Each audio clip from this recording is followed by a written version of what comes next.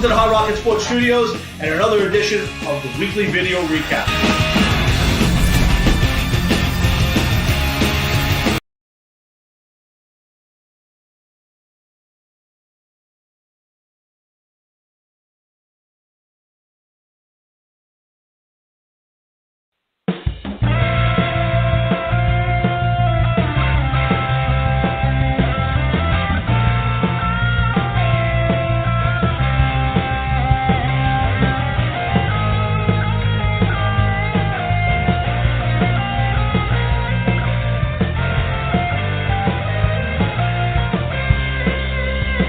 The Hemp Wizard Signature Series artists are Walking Corpse Syndrome,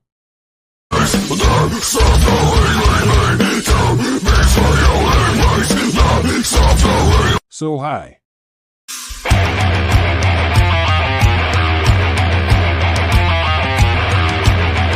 Black Sasquatch,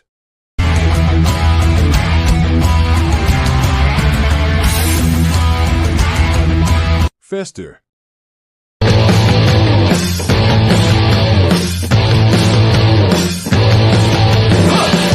You can give your beard the magic touch by going to hempwizard.net today and rock out with your... Just kidding. Get ready!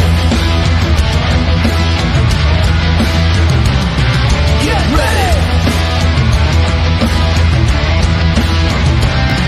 Get ready! And that's my cue to start the show. Welcome to another edition of the Hard Rock and Sports Show, live from high top Hard Rock and Sports Studios in beautiful scenic Monroe, New Jersey. We are your 2-hour weekly get together. We bring you all the biggest news from around the worlds of hard rock, heavy metal, and of course the wide world of sports. And boy, oh boy, guys, am I unprepared. I gotta apologize. Before I even start the show, I'm going to tell you I'm unprepared for tonight. My crazy week has been about the craziest I've had in a long time. I'm tired. We're going to do the best I can. We're going to try to talk a little sports tonight. We got a few things to talk about. We'll spend some time breaking down some a little bit of music topics, a little bit of sports topics. Of course, whatever will pop my mind. I have to tell you, Joe. While I'm waiting for Jeff, I know my dad's there, but I'll give Jeff a few minutes to see if he pops up. New York City is a shithole. It's a shithole. I don't know how many people are listening at this point. I don't see many people up, but whatever. I don't mind talking to myself a little bit. It's just, it's just human. Most of it's human garbage out there, to be honest with you. And if you don't think so, you haven't spent any time in New York. You walk down the street. I literally walked by. I was driving to the tunnel today, and I'm driving. I want to say it was 43rd Street or 40. I think it was 43rd. And I'm heading down from 8th Avenue toward the tunnel. There's a police station not too far from the tunnel, and there's a police van backs in, and it's right in front of the police station. And just one empty cop car from that van full of cops.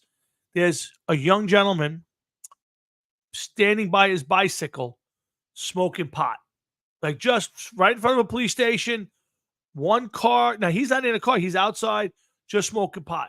People, you walk down the streets of Manhattan and people smoke pot like it's like they're smoking cigarettes. And I've seen more drug use in the streets of Manhattan, broad daylight, you can't even shake a stick at. You think you're in Amsterdam in a red light district. I have to tell you, it is disgusting. It is filthy. It is dangerous. There's crazy people everywhere. You can't walk a block and a half without getting stopped to somebody to give them money, buy them food. It is just pathetic. And I'm sorry. You know what? I'm going to take a half a minute to say, if this is what living in a Democrat-run city is all about, I mean, you had 20 years of Giuliani and Bloomberg, and yeah, there was stuff that went on, but it was far and few in between. There was a street you didn't go down. People got gobbled up and moved because everyday citizens and everyday tourists and everyday people deserve to walk around a city where you're not watching people inject themselves on a street corner, where you're not stepping over shit on the floor because somebody's been shitting there, or walking 3 blocks and getting begged for money. You know, if you want to continue to vote for that, good for you. I don't understand it. But if you can't tell the difference between New York City and I don't want to hear, oh, it doesn't matter who's in office. No, it does, because I lived through the 70s where it was mostly Democrats. It was Beam and Koch and all those characters. And I don't even count those guys. It was such a different time. We got into the 80s and Koch, she did a decent job, but it was still a shithole. And now you get into the 90s with Dinkins, and what a shithole that was, and people shooting each other all over the place. And now you get to 20 years of Giuliani and Bloomberg, and you saw what the city could look like. Now, it could look like this under a Democrat mayor or councils. It just hasn't. But now we've had 10 years of the bozo and this guy who swears he's trying to clean up the city, and I don't see what he's done. So anybody that tells me that Eric Adams has done a decent job or he's tried, he's done shit. And if you're okay with that, that's fine. But then you're sticking your head in the sand. And I don't want to hear, well, there's no difference who runs the city. You're wrong. Because obviously for 20 years with Republican-led, again, maybe it's coincidence that Republicans did it and the Democrats don't. But I could see the entitlements that are given out. I could see what they're letting people do. You've turned the city into a shithole. And if you don't think so, do me a favor. Take a ride through the city a couple times a week and see what happens. I drive through it every single day. And every day I'm repulsed by what I step around, what I stand over, what I walk past. And I'm sorry. You know what? If you don't want to hear it, shut off the radio, go someplace else and listen to it, something else. I really don't care. Because this is my forum to be able to get what's off my chest, and I'm going to do it. So all I'm telling you is, if you ain't been in Manhattan and you don't notice it's a shithole, keep voting the way you're voting. You know what? And if you want to live life like that, I don't. I'm getting tired of it, to be honest with you. I'm getting tired of getting out of my truck every day and having to wonder who's going to come flying up at me, what crackhead's going to come at me, and if I turn them down for money, am I going to get slashed with a razor or a needle? Am I going to come out and find some guy sleeping on top of my truck? And just the filth that you got to stand around. I'm standing in front of Dunkin' Donuts. They have an outdoor Dunkin' Donuts, and I'm standing there waiting to grab an iced tea. Just middle of my day, things are going crazy. All I wanted was an iced tea. I was starving, but I didn't want to eat. I said, let me get an iced tea. I'm standing there, look down to my right, and there's 2 guys doing whatever they do to shoot it up. And I said, what world am I living in? What world am I living in? This is pre-Giuliani's Times Square, and it's disgusting. So, people can laugh it off. I'm dead serious. Like, I am fed up. I am exhausted, and I am tired of having to walk through the shit I have to walk through every day to earn a living. And it's disgusting. And to be honest with you, I respect everybody's vote. You vote for who you feel and what you feel and how you feel. But if you're voting for the Democratic Party, you're not paying attention to what their agenda is.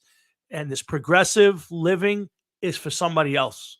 I am fed up and tired of it. I am busting my tail, and all they want to do is pile on more money to charge me.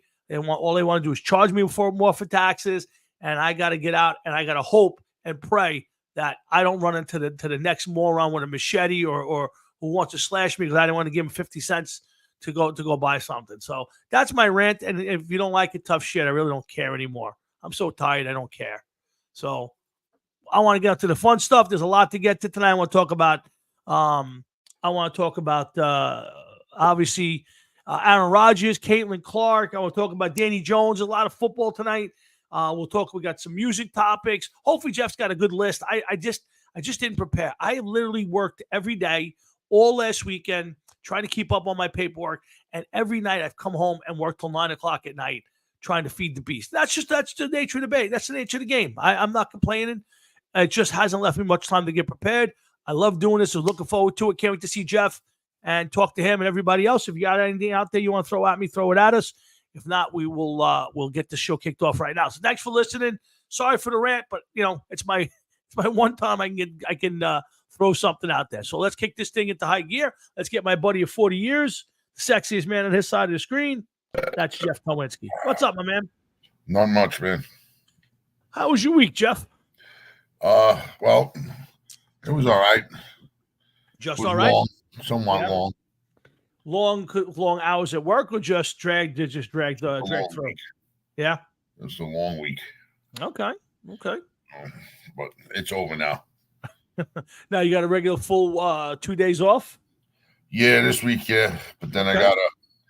there'll be work to be done here tomorrow. So there's always something. Oh no, that's There's always. my wife creeping in the background. Hello, Sharon. Bring Um, my dog up. so let's see. What do I want to start with? Yeah, We're- I took her out, yeah. so But she wants to come up, bring her up. you're a month from the. Thank you, my master, Mr. Finelli. Sorry for the rant, guys. I had to get it off my chest. So hopefully we can piece this together, do a good show. I got a couple great topics, and hopefully we'll piece some more stuff together. I got the screen up. I'm looking for more things as I go. Hey, what I want to ask you, it's a month from the birthday. When's the vacation start? Is it a long one this time? Are you shortening it this time? Oh, it's long. You Oh know, yeah, about that. I know you got the time in the bank. You just last year it didn't seem quite as long as years past. Or maybe it was Christmas that you cut short. That was a couple years ago. I cut Christmas short, but Uh-huh. I need to get out of there for 2 weeks. I don't blame you. Good for you. Yeah. That's good. Oh, I mean, and I apologize. I had all intentions of going to your show. The rain had me thinking, and then it got nice. And then my son called me and invited me to go to some baseball card / memorabilia show, and I just couldn't turn him down. So I kind of got sidetracked. Otherwise, I was all prepared to be at the 25 Mission show. But how did it go? It was all right. All right. But you know, when you're sitting there waiting for your friend to come and he stood you up, and then watch this. I'm going to do this in front of everybody. Go ahead. Okay, you take the phone right here. You go like, oh, okay, where's the messages? There they are. You look for your friend's name because you know it's there, and you go, hey, and then we'll listen. No chirp, no chime, No chirp, no nothing, and that's what I heard on Sunday. Yeah, I'm sorry. Stiff me. I got again. I was all set to go. I dressed and everything, and then the rain was happening. I was like, I don't know if the rain. I don't want to go out there and get canceled. And then about 1 o'clock, my son called and said, "What are you doing?" I said, I might go to Staten Island. I'm just kind of feeling it out for the weather." He goes, "Well, I'm going to go to a show. It's in your town." I thought maybe we go together. We haven't hung out in a while. I was like, "All right, you know what? I'll meet you. Tell me where." And I wound up going to a sports memorabilia / baseball card show. So my apologies. I did, and then I just got busy all week, and I haven't had a chance to breathe all week. So I apologize for no chimes and messages. You're not buying it? What's that? You're not buying it? No, I'm not buying it, man. I'm not buying it. I got it. I get it. So anyway, You gotta get some grief over it, man. Yeah, it's all right. I can take it. I'm just I'm figuring it out. But yeah, I apologize. I'm sure it was a great show, and I'm sure you guys nailed it. Like I said, life just gets in the way sometimes for me. That's all. Life just gets in the way. Other than that, let's kick the show off. Let's have some fun. We got a lot to get to, a lot to talk about. Is your father going to be joining us? He's hanging in there. You don't see him in the waiting room? You can't see the green room? I don't see the same thing you see. See, I always think that you're going to see the. Myself. That's true. I guess that's true. Yeah, I don't know. There's no other way to do that. But all right. So yeah, my dad is hanging in there. You want to get him on first, or you want to jump onto a topic? I got a question for him. All right, let's get my pops up. He's always hanging in with us. Let's get him on. What's up, Pop? What's up, guys? How you doing? What's up, Good. Jeff? Mr. Florio, let me ask you something. Yes. Let's say you tell your friend you're going to do something, right? And then something else happens and your friend don't show up. But you don't text, you don't call, you don't email, you don't send smoke signals. Oh, boy. Don't send anything. What do you tell your friend? Do you tell him to go fuck off? Or do you? No, you tell him I thought I had a friend. Wow, man. Wow. That's rough. Wow. You know what? That's enough right there. That's it. Drop the mic. That's it. Nothing more can be said there. Man. All right. I take the lump. I take the lumps. I watched the other night on Biography. They did an hour show on Pistol Pete Maravich. Okay. And it was a shame. He had so much talent. Mm-hmm. He was one of the, I mean, You have to watch you have to watch him play, Mm-hmm. and there's nobody that ever came near him. And I just felt so that he actually had to quit because he was under so much pressure. He reminded me a lot of Roger Maris, Okay. and he couldn't. It was he could do things with the ball that you could. I mean, I remember seeing him in college Uh huh. where he would score 40, 50 points, and and even when he went to pros, he wound up with he was averaging a little over 1,000 points a year. Yep. And considering they had no 3-pointers, and then Yeah. the next breath, Jerry West dies. Yes, I see. I saw that. Yeah. Uh, Yeah. That I is have a to guy say- who was. Yeah. I was I'm definitely a diehard Knick fan, but Mm-hmm. those three, I cannot understand how the three of them together could only win one championship. Oh yeah. Two best forwards I ever saw, all around. Mhm. Taylor, West, and his center was Will Chamberlain. Yeah, no, listen, and yeah, I don't know, and he thirsted for a championship, and listen, the guy, obviously won as a player, he won as a general manager, he won as an executive. The guy is synonymous with the NBA. He was he was the idea for Yeah. the logo. I mean, to think I that didn't know that. yeah, to think that Yeah. you're the guy who is the image of the NBA. It's kind of like being the football has the Duke because of Wellington Mara. I mean, these are that's how well thought of you are. And Jerry West, I don't know. I never saw him play. I don't know how he compares to the guys of yesteryear, the Chamberlains and the Russells. There's And nobody, Tommy. I seen him when he played 69, when he played in 73, and other champ. He played in a lot of championships, and I have no. He was ultimate basketball. He Right. was just pure basketball, pure shooter, Let me. pure shooter. I'm glad you brought that up because I have a question I was going to ask Tommy later on, but I can ask you now, and you could chime in. Are you saying that this guy only won one championship, or didn't win any championships, whatever his One case was? championship. he won one One. championship as a player. Yeah. Do you think that some players back then didn't get to win as many championships? Oh, Because definitely. the level of play in the league was much higher than it is nowadays. There was less teams in the league, which meant Yeah. that there was better players on each team. Well, you could say that too, but then you could say, look at the Knicks. The Knicks when the Knicks were winning championships, the two that they won, nobody finished in the top 10 of anything except Walt Frazier for assist. Nobody had a scoring title. Nobody had this. It was just a different type. Ken. If you have a complete team, you don't need to have somebody that's a scoring champion or an assist champion. If your team is a complete team, if you rebound well, both offensively and defensively, if you have somebody that can help move the ball, if you have somebody that could only assist, that's a big thing. You're spreading the ball around to get points. Yeah, but I was telling Tommy, I don't know if you heard me. If you watch the biography of Pistol Pete Maravich, you'll see why he never won a championship. He only played a few years. You'll see why. There's a lot of resentment. It's like with this girl playing today. She's getting a lot of resentment because she just walked in. But they don't understand. She opened the door. It was like the easiest way to tell you that is people hate Elvis. A lot of black people hate Elvis Presley because of all the attention he got. Nobody said he was better than anybody. Nobody said he wasn't better than everybody. The point was, when you play like that, you're opening the door. Now all these people could come in.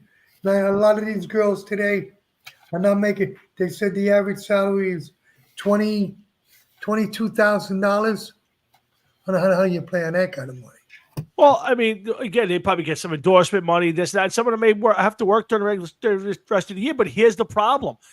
Before her, they were averaging 4,000, 5,000, 6,000 seats a night. This girl on a losing team, I think they've won a couple of games. She's getting 20,000 people to watch her play. So Yeah, but to me, she's only making your league bigger and better. You'll start to make more money. But instead of embracing the girl and saying, okay, we're going to play hard against her, we're going to trade, we're going to make her play her ass off, they're trying to run the poor girl out of the league. I'm not a fan of hers. Don't get me wrong. I don't even like the way the game's played down there. But, to me, you should be embracing her. You show up, there's 20,000 people there when she plays. I agree with you. I agree. And getting back to you, Jeff, the only team that I ever saw with, and you probably couldn't mention half the team, were the Boston Celtics. They won about 17 championships. And there's maybe one or two guys you could name. You couldn't name everybody else because they had a team that played together. Plus, they had the best center that I ever saw. Mm-hmm. Complete center, defense. Here's Jerry West. Just the one thing I found amazing is, won championship at 72 as a player. He actually won the MVP in the NBA Finals in '69 and on the losing team. The only person. Yeah, the only person to ever do that. I mean, forget 14-time All-Star. He was an MVP in '72, 10-time All-NBA team, 2-time All-NBA second team, 4-time. I mean, NBA anniversary team, 35, 50, and 75. NCAA Final Four most outstanding player. Let's see what else. 8-time NBA champion as an executive. 2-time NBA executive of the year. I mean, the guy, listen, the guy's won an Olympic gold medal in '60. The guy's just, listen, great career. I didn't see him play. I can't comment on how great he was or how he compares. All I can say is if you wind up as the logo for the NBA, you got to have done something right in your life. How about his drafting as a GM? Yeah, listen, built 8 NBA champions. I mean, he built 8 NBA championship teams. That, to me, says 80, 82, 85, 87, 88, 2000, 2015, 2017. He did it with 3 or 4 different teams, building different teams to win it. I mean, that's amazing. So, yeah, 86 years old, had a great life, obviously, but, anytime you can look up and see, I know that for a couple of years back, they tried to change the logo, Jeff, to Kobe Bryant after he passed. And I think Jerry West was behind that. And they said, no, the logo's not changing. You were the guy. We're leaving it that way. And that's the end of it. So they should leave it. It's iconic. It's been in place for how many years? That's a difficult thing. Some people are going to probably always look to say that, why wasn't Michael ever part of it? Why wasn't LeBron part of it? But I think it should stay just as is. It shows maybe simplicity. It shows your roots. You know what I mean? Absolutely. Yeah. I think there's too much where we lose sight of our past and we try to erase it too much or change it. We've talked about this 100 times here. It already happened with baseball, man. Yeah. Football doesn't seem to have ever been around before the Super Bowl. Now you look, you never see anything, shown pre-60s, pre-69 or 67. So I'm a big fan of leaving. Talking about, but you're right. But if you notice, most of your teams that won consistently or were in it consistently were no names. I mean, I can name it, but you guys probably couldn't name 3/4 of the teams of the Yankees back in the 50s, the 60s, early 60s. Same thing with the Boston Celtics. Same thing with the Giants. Same thing. Hockey. Yeah. We were talking about it the other night in one of the meetings. Hockey was on once every 2 weeks. It was on Channel 9, and generally it was on tape delay. Wow. Yeah. And football. Games being on Channel 9. Yeah. And football, you got once every other week because the only one that played in New York you got was the Giants. And if they were playing home, you couldn't see them. Didn't the Islanders and Rangers play on Channel 9? I don't remember. The Rangers did. Now, this was way before the Islanders. Yeah, I'm not sure. I do think they probably played different. They were probably on different schedules for the most part. Don't forget when they were home, you didn't see home games. You only saw away games. But I think they showed the Knicks Mhm. Rangers, and I think they showed the Islanders. I think you're right. There were Island games on TV. For a while. Then You might be right. Then the Islanders wound up on like was it WHT or whatever that was, the first cable. Remember that? There Oh, was I like know what you're talking about. Yeah. Mecco home Yeah. something. But Mecca, if Fair. they were at home, Yeah. you couldn't get them. You couldn't get the Knicks. Yeah, if You you remember could, listening to the radio? Tommy used to listen to the radio for the Rangers when they played Sure. Philly, when they played Boston. sure. If they were home, you Yeah. couldn't get them. Yeah, It was listen a on the radio. choice. Absolutely. They knew how much money they were losing. Yeah, It- they figured it out. It's a shame. It really Yeah. is. All right, I'm gonna let you guys go. All right, I Pops. wish you, Tommy, I'll see you. Jeff, I wish you happy Father's Day. Thank Oh, you, yeah. Mr. You, your dad, and everybody in your family. I will And pass. hope everything works out good for you. Thank you. You take Oh, care now. Thanks, Pops. I'll see you over the weekend for sure. I'll see you on I Sunday. definitely hope so. Yep, I'll see you on Sunday. You got it. Thanks, Pop. That's my daddy texting every week with us. And yes, I will be spending Father's Day with him as I always do. I think I've done it pretty much my entire life. And it happens to also be the same day we celebrate my mom's birthday, which is next Wednesday. We always do a little cake for mom on that day because we're all together. My sons, all of us are in the same room together, who are able to be, not my brother. So, but I hope everybody here, all the dads, have a great Father's Day to you, my brother, and all the dads on your side. Hope you guys all have a great Father's Day. Unfortunately, you'll be working. Unfortunately, Yeah, what difference does it make? listen, it does make a difference. You're still a dad. You still get to enjoy the perks of the day, but it is what it is. What it is. In the meantime, thanks for everybody for tuning in. Like I said, I did not prepare at all today. I have literally Okay. three. That's I have okay, three. because I jotted a few things down as we Good. were talking. Good. So I got a few things to ask you. All right, but the biggest story. I got to bring it up, and you know it's coming. So I got to get your take on it because, as a non-Jet fan, I was upset. I was a little pissed off about this, and I got to ask the question about how you feel. The Jets had their mandatory minicamp. It's been scheduled for months. I guarantee it's been since the season ended. All the dates were plotted out. In fact, I remember seeing in the playoffs, they were always starting to scroll on OTA starting and all of that because all the other teams that are out of the playoffs, like my Giants or like the Jets were.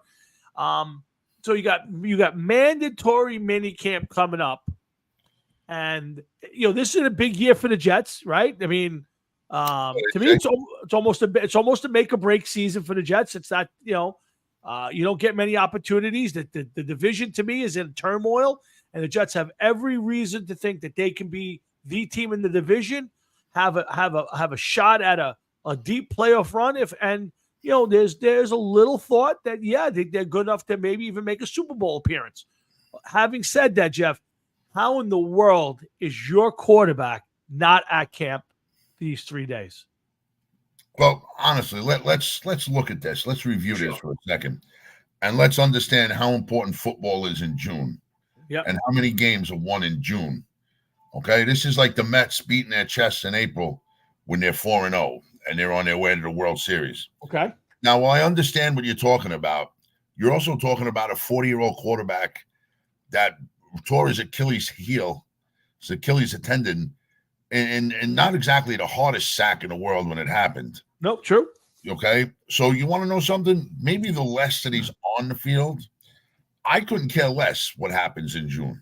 Right. As long as he's there in July and August when he's supposed to be, and he's playing deep into September, never mind before the halfway point of the first quarter of the first game of the first possession. Mm-hmm. You know what I mean? So to me, all right, so he's not there. There really is no good reason to not be there. I would like to know what exactly is the point. Maybe a family member is having surgery, something of that nature would be basically the only thing that I could understand why. But should he be there? He should be there on some levels. Maybe he doesn't participate physically. He should be there. But when you think about a man that's been playing football, pro football, almost half his life, what is he going to get out of the OTAs as it is? You know what I mean? He's not going to gain any more football knowledge. No, but I don't think it's about that. And here's what I think it's about. Here's a guy who I'm trying to find the quote, but he had said at some point in the offseason at the end of last season, this team has to stop, and I'm paraphrasing a little bit. We need to kill all the internal bullshit and make it about football. I remember that. Yes. Okay. So here's a guy. Now, again, are you right? Yes. There's nothing he's going to garner from being on the football field for these 3 days that's going to make him a better quarterback this year. He is already whatever he's going to be. He's that, right? Whatever age, whatever's left over from where he's been, whatever age is robbed, all of that mixed in, you're going to get with Aaron Rodgers come, September, right? Here's the difference, and here's why I'll disagree with you. One, you're the first guy to say the bullshit needs to stop. So now what's everybody talking about? What's everybody asking? Where's Aaron Rodgers? Would it have been better him to say, hey, guys, before it kicks off, just so everybody know, I made plans. I talked to the team. Everybody's okay with it. I have something I want to do. I need to do. I won't be here for 3 days. But I've worked the whole off season. I've been at all the other ones. So there's no bullshit. Would that have been better? And then not have to have his coaches, teammates have to go, I don't know where he is. Oh, Don't you think that would have been a smarter move? Of course, something, a valid reason should have been given. Yes, I agree. Right. Okay. Now, a lot of people are counting on you. Totally agree. I mean, listen, if this guy booked a cruise of some nature or something, he's like, well, I'm going for a 3-day cruise with my girl. That's not a good enough reason to miss what he's missing. But Jeff, you've had, let's say, he went to all the non-mandatory stuff. So at any point from, March through now, he could have did any of these things, right? He has, from this point now until the end of July, nothing to do, right? Starting tomorrow morning. I agree. Right. You're right. So to me, what you're saying is what I have to do. This is what you're telling your teammates. Now, again, there's whether all 53 or 93, whatever they're counting on the roster right now, say it. There's definitely 10 or 20 guys on that team going, how come I had to be here, but he didn't? How come I got to listen to him talk about stop the bullshit and he's bringing it? So to me, if you're Aaron Rodgers, unless you said it, unless somebody got sick, unless there was a wedding planned in these 3 days, listen, somebody was getting married. A wedding, I still wouldn't think is a good enough. I'm not saying if you had a legitimate excuse, like somebody in your family was planning something, and somebody was graduating, and you had you wanted it. My nephew's graduating from college. I got to be there. If it's something like that, step up and say, hey, I won't be there. My nephew's graduating. I'm in. I hear what you're saying. Yeah. But I'm going to tell you something. Go ahead. Okay? Reasons like that, to me, are not valid reasons. There are guys that play on sports teams that miss the birth of children. I agree. Jeff, I'm agreeing with you. They have to be or feel as though they have to be there for their team and their teammates. Well, what would if in your eyes these 3 days, knowing how big this season and knowing the statements you've made as Aaron Rodgers about stopping the bullshit, in your eyes, give me 2 examples of what you think would be valid reasons for him to say, hey guys, I can't make it. A valid reason would be someone close to you is going for surgery. Okay. Someone close to you is sick. Okay. And you need to be there for whatever reason. Yep. Someone close to you has died. Okay. And you need to be there. I'm digging, by the way. Yeah. I get it. I understand, but then again, on the other hand, like I said, here's a guy that played in the league for over 20 years. What exactly is he getting out of football? No, but I don't think it's about that though, Jeff. That's the thing. It's not about what he gets out of it. But Tom, I think it's the optics. We got to look at the flip side. You always have to look at the flip side. I agree. I agree. There's nothing valid for Aaron Rodgers in this other than being the leader of the team and bringing the chemistry together and saying, hey, guys, we're in this together. I'm here. You're here. I missed all of last year. Let's get out there and go win this. When you say, hey, I'm not coming because I got to go to my ayahuasca retreat and lock myself in a tent for 3 days. Like that, then everybody needs to be mad, of course. So if you're eating cow shit in the desert, looking to trip on stars, but here's the thing. Yeah. This is a man that has his position entrenched. This isn't a team like the Vikings or the Broncos that have people fighting for quarterback position, No, agreed, 100%. and it already has his position. Absolutely, yeah. Yeah. You know what I mean? I would agree. No, I agree wholeheartedly. I don't think it's about him or his play in any stretch of the imagination. Now, again, to me, the guy's missed almost 2 years of football. Any opportunity to go out there and play in live situations and throw the football to guys who you haven't really played with yet, to me, is beneficial. You know, And Frank, before we get too far away from him, Frank, while I understand what you're saying, I do understand where Tommy's coming from, and Tommy brings up a valid point.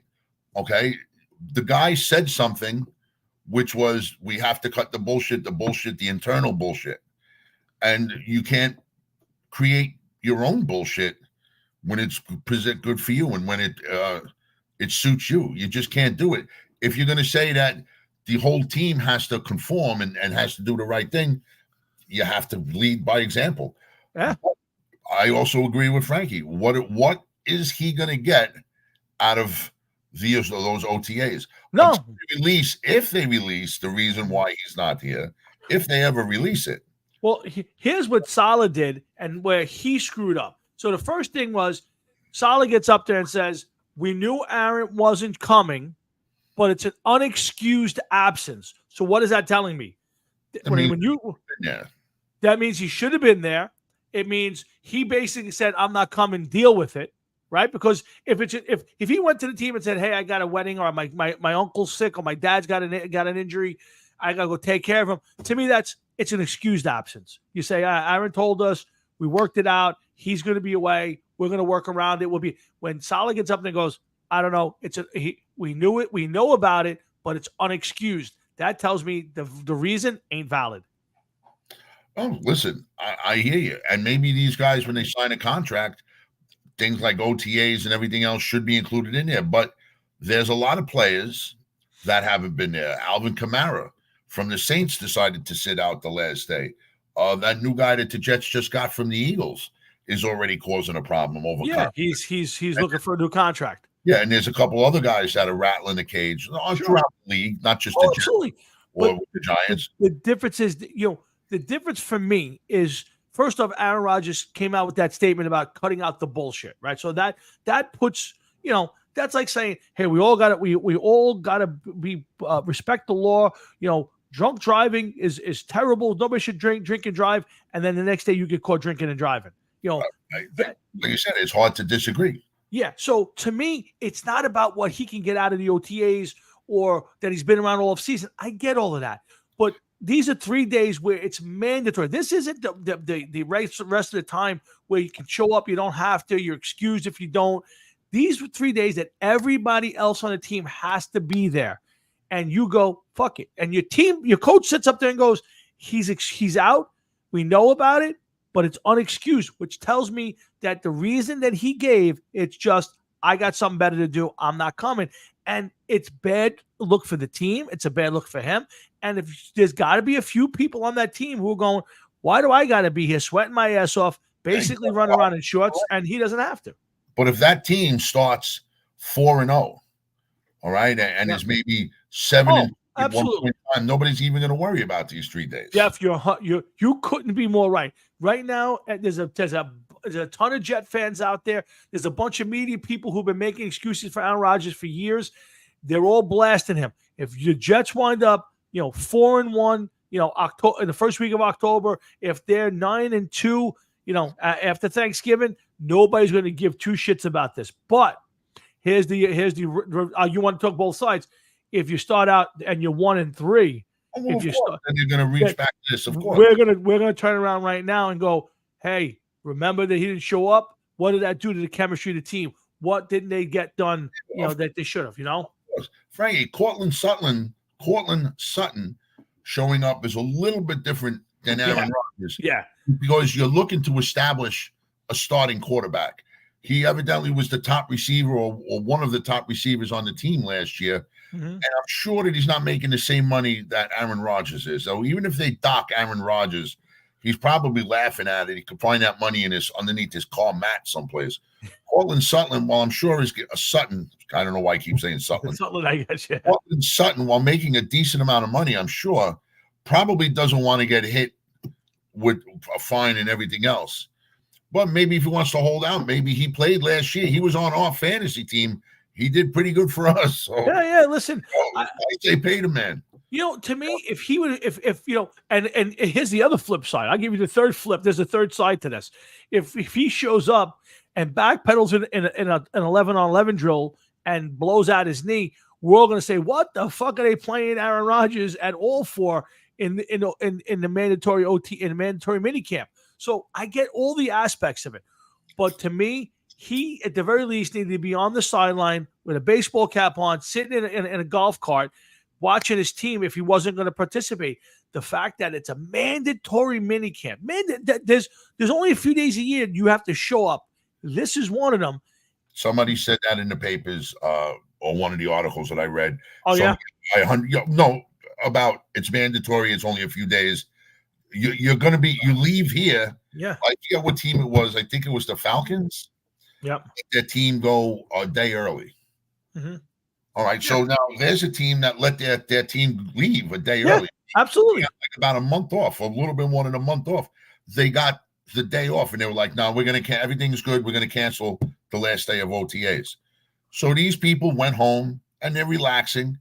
But when somebody like Aaron Rodgers, who got hurt last year, and you're right, he should be there on the sidelines or in the office, going over plays, talking to the coaches.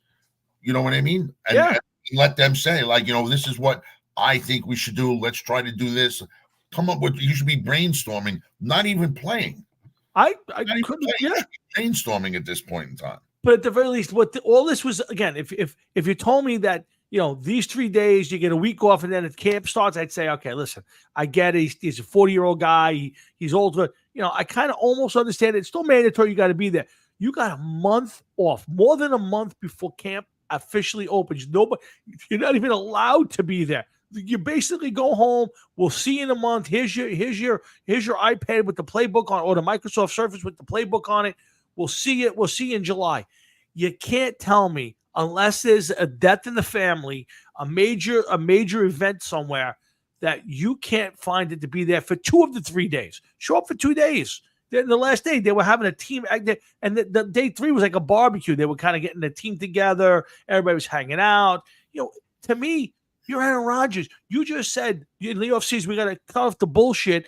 We got to come together as a team and go out there and win it. Put your money where your mouth is to not show up and then to have now if you're Salah, you gotta bite the bullet and go, "Yeah, we knew he wasn't going to come. We'll figure it out. Don't worry about it." You can't go, "Yeah, we know he wasn't coming," but it's unexcused because you just opened up the can of worms to why isn't he here? What is he doing right now that's more important than these 3 days where every single person on this team is on these fields together? That it bothers me. I shouldn't be bothered by it, but it drives me crazy. The hypocrisy of got to cut out the bullshit, and then you threw the grenade in the room. You threw the grenade in the locker room. Oh, listen, I hear you, but you know what, Tom? God. You're not going to get the guy there. No, it's over. It's over. And you said it right. And do what you got to do. And you said it best. You said it absolutely best. If come October, first week Sunday in October, and they're 4-1 or 5-2 or whatever it is at that point, nobody's going to give a shit that Aaron Rodgers wasn't there. June 12th, 13th, and 14th. Nobody's going to give a shit. But the grenade will be in the room if you start out and you're 1-3 on September 29th. If you're 1-3, somebody's going to go, "Remember, he didn't come to camp that time." I'm gonna take it one even further for you. Okay, Yeah. If the Jets are 1-3 come the end of June, kind of end of September, but Aaron Rodgers is already thrown for 1,000 yards, 12 touchdowns, and 1 interception or 2 interceptions. People aren't going to point the finger at him. They're going to find the next scapegoat to go after. Oh yeah, the offensive line, defense, coach, teams, the coaches, whatever it is. Yeah. Well, Aaron Rodgers comes in and he plays decent. I'm not even going to say good. I'm going to say decent to good. You know what I mean? No. It's going to be they're going to look past it. That's all there is to it. No, Jeff, I couldn't agree with you more. I'll tell you. We don't know. Yeah, listen, come July 20 something when they meet, this is all in the wind. Nobody's going to care. Honestly, he'll get asked at the camp the next time he shows up, and whether he answers it or not, or we find out before that, that'll be up to him. I have no idea. Again, this is a short-term thing. And Frankie, I don't hate the Jets. I really don't. There's been times I've hated some of the Jet people on the Jets. Don't get me wrong. I don't hate the Jets. I hate hypocrisy. I do. I hate, I'm actually an Aaron Rodgers fan. Like, I love the way the guy plays the game. Like, as a quarterback in the Green Bay Packers, I love the way he played. He was smooth. He did things to a quarterback that most guys couldn't do. Short of Patrick Mahomes, he may be the best physical quarterback I've ever seen play the game. Now, the fans, some of them, I have to admit, like Met fans, Jet fans win a lot of Super Bowls in September. The Met fans win World Series in April. But I don't hate. I actually love to see both the Jets and the Giants actually make the playoffs in the same year and have that little bit of what if they get to the Super Bowl and we get a Jet-Giant Super Bowl. I mean, to me, as great as Yankees-Mets were, could you imagine a Jet-Giant Super Bowl, what that would be like in this town? Listen, I hear you. It would be a completely different story. Oh. But, wishing for that is like trying to light up Madison Square Garden with a fucking candle. Yeah, no, I can't happen. I get it. But to me, having both teams, look, we've had so many years where both teams were terrible that it's mind blowing, and we've had enough years where one team is good, the other team sucks. I want 3 or 4 years where both teams are winning 10, 11 games. I mean, to me, that would be the ultimate for the show, obviously, but also just as fans.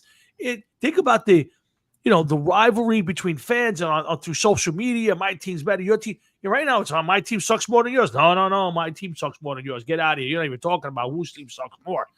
So I'm hoping that the Jets are good. I love watching the league turn over, and that's what you're seeing in the AFC East this year, Jeff. You're seeing a turnover in the division where, to me, easily at this moment on piece of paper, I would tell you the Jets are the best team in the AFC East. Now, does it come to fruition? I don't know. We'll see. We'll know that in December. I wouldn't put the cart before the horse. No, absolutely. 100%. So it's not a question of hating. I certainly don't hate Jet fans. I certainly don't hate the Jets. I'm actually rooting for them.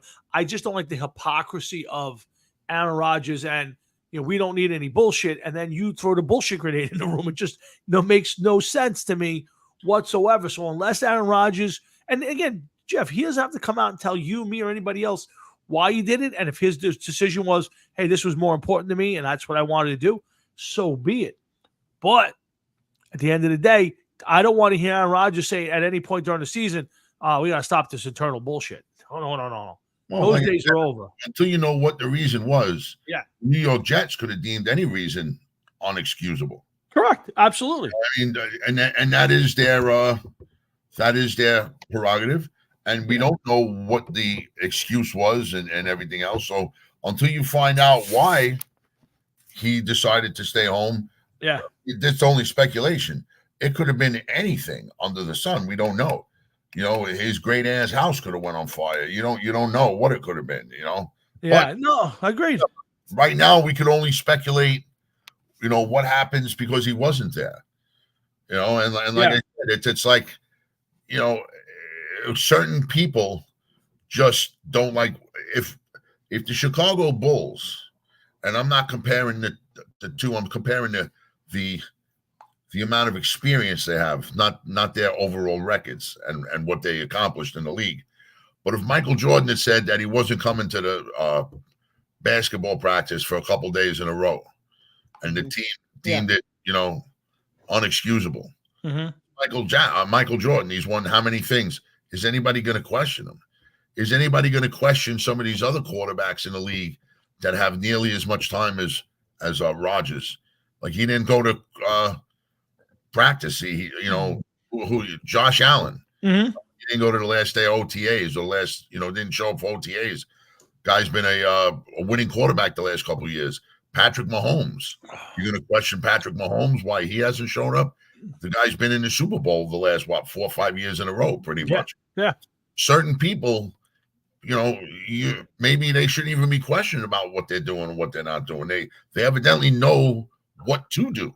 Agreed. But the only thing I will say is when you make it mandatory, like if you told me that Aaron Rodgers didn't show up for any of the non-mandatory OTAs, he was working out at home or he spent the whole winter there, but he took a couple months to go back to here, to California. He's still working on this and that. I can understand it. You know what? Okay. He's not getting much out of it. That's a different story. That's a different story. If you were working out here from January to the end of May, and then you said June 1st, I'm going back home to California, that would be something that I would be like, listen, I could see if you were working out there and you ran everything, you ran your program by us in January, and you said, I'm going to be here till minicamp. I'm not coming for the OTAs. Right. I'm staying out there. This is what I'm doing. I'm going to send you tapes every day. We'll do Zoom meetings, virtual Zoom meetings. You could watch my practices. You could give me whatever it is you got to do. Yeah. They okayed it then that's a different story. Absolutely. But come time for minicamp, I'm going to be there 2 days early. That's the point. Yes, that's the point. I agree with you, Jeff, 100%. It's, again, I don't think the 40-year-old Aaron Rodgers is going to get any better playing football for 2 days and change, in shorts and a helmet. That's, to me, it's not what it's about. It's just about all the other optics of it and showing your team, hey, I'm here for you. Like I said, though, come July, he's out there every day sweating his ass off, doing his thing. And come September, he wins a bunch of football games or they win a bunch of football games and he's the quarterback. Ain't nobody in the team and ain't nobody in this station, ain't nobody in the media going to go, well, he didn't show up for minicamp. They would score 2 more touchdowns if he had shown up for minicamp. I get it. It only means something right now because you know what? There ain't nothing to talk about in football other than that right now. So maybe those 2 touchdowns mean a difference somewhere down the line. Yeah, yeah. But 6 points is 6 points. Exactly right. Like I said, for me, I found it to be hypocritical, and I just say, you want to be a better team. It's about the camaraderie and the chemistry means so much out there. Now, Frankie brought up the Giants quarterback, and you can say, Frankie, all you want. The Giants don't have a quarterback. We certainly have a better quarterback than you guys got in Denver. That's for sure. I don't care. I don't care if Tommy DeVito plays quarterback. We're still better than what's in Denver, and we might be better. We might even be better than what the Jets get if Aaron Rodgers, doesn't return to form. But we'll. I do want to talk about Daniel Jones in one aspect. I found out something this week that I didn't know. Oh, please, Frankie. Now I know you're smoking crack at home. Frankie, I said this just a couple of weeks ago. I asked you what you were smoking. We got into a big argument, remember? Just the second person asking me smoking over there. Yeah. You're not putting your Zach Wilson and Bo Nix at the top of anybody's fucking wish list at quarterback at this point. But I did find out something about Daniel Jones, and it's an interesting development on how. Yeah, please. Yeah, because they have enough quarterbacks on the team. Yeah, there's 73 quarterbacks in your room. Of course, you couldn't start. There's no room in the quarterback room. They didn't even have any extra playbooks to give out at this point. So I did it. So Daniel Jones goes into this next year of this contract, and obviously we all know the story of, it's not fully guaranteed after this year. There's a savings if they were to cut him, but there's also a little something in this, Jeff, that I don't know if you knew about. So I want to bring it up and see how you would handle this, because to me, there's a couple ways that this could go. So there's a clause in Daniel Jones's contract that says if he is not healthy and can pass a physical next March, regardless of what happens during the season, his contract, while not fully guaranteed, okay, he's supposed to make $30 million.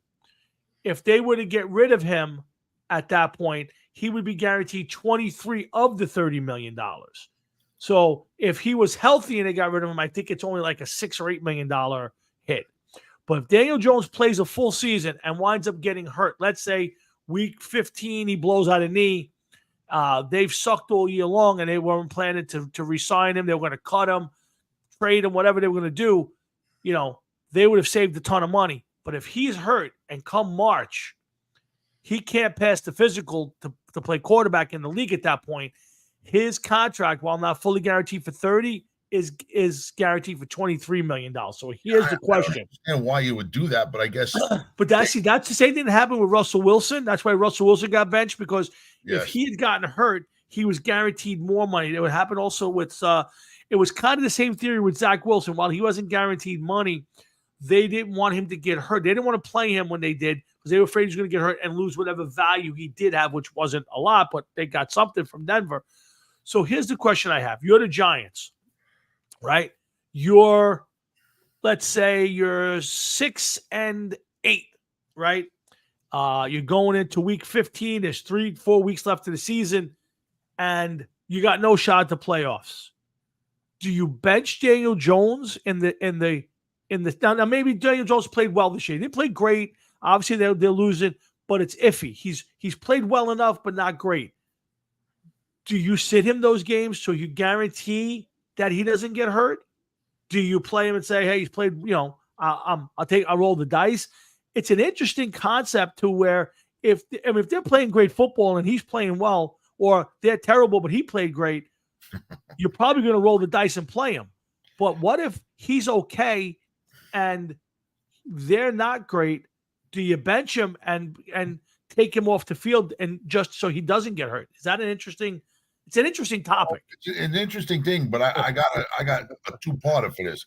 Okay. One, I understand your point, and when it comes to money like that, dead money for these players seems to go through the fucking roof. Oh, absolutely, yeah. The teams don't seem to care because they already made this clause in this contract, or whatever you want to call it, this provision in his contract where, well, if the guy gets hurt, we'll pay him $35 million out of $50 million.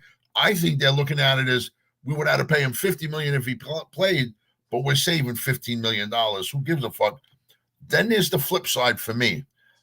I got to go along with Frankie. Maybe not as staunch as he is with his last statement there, but I'm not a Daniel Jones fan because of the following things.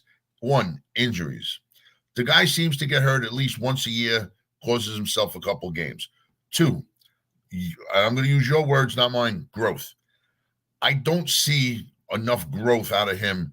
When you're in game 8 or week 9 of the season, week 10 of the season, and you got 8 touchdowns and 7 interceptions, I just don't see the point. I understand what you're saying. He looks like he could play the role of an NFL quarterback, but you're not producing at it. Like, you have to be able to carry the team. Sure. The quarterback is supposed to be the best player on the field, especially offensively.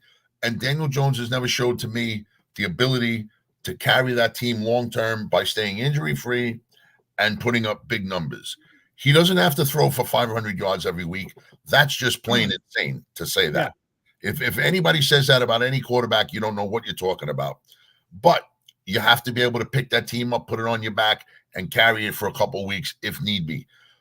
A la Tom Brady. A la fucking Patrick Mahomes. I'm not saying you have to play like that every week, but you have to demonstrate that quality at one point in time or another.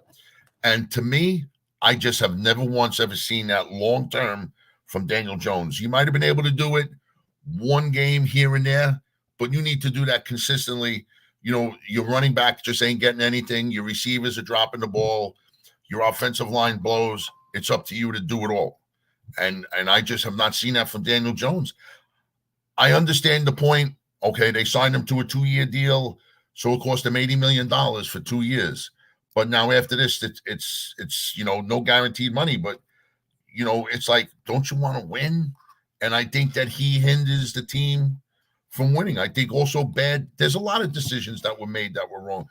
Some of the receivers, you got Kadarius Toney that you used the number 1 pick on. He went over to Kansas City and couldn't do nothing. So it wasn't like he was just bad for the Giants. He went to Kansas City and he couldn't do nothing. You know what I mean? Did you freeze? Uh-oh, Tommy froze. Oh, and he's gone. I don't know if he's gone or I'm gone. I guess we're going to wait a little bit and see what happens. Wait for Tommy to join us again. Which he should be in a minute or two. Okay.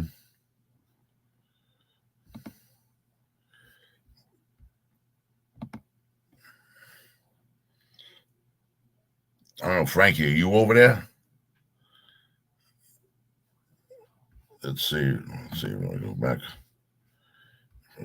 Maybe I'm the one that got kicked off. I don't know.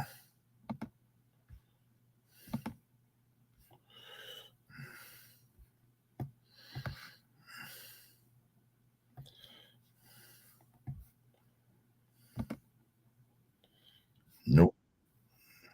Nope.